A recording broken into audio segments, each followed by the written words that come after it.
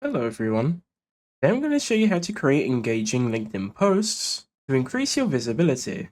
There's many different ways for you to be able to increase your visibility when it comes to you posting on LinkedIn. First, I'd recommend you post regularly. This allows people to come across your posts much easier if you are posting more and consistently. Another thing is use hashtags. Depending on what you are posting, you may want to use different hashtags. If you have a network, make sure to be engaging with your network.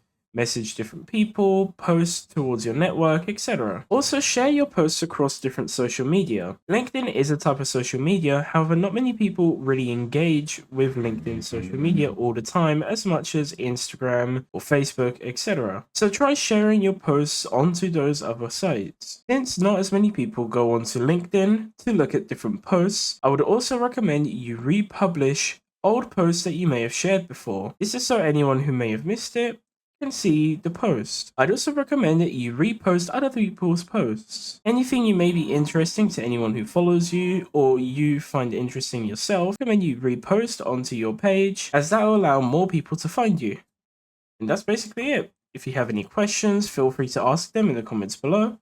Thank you for watching.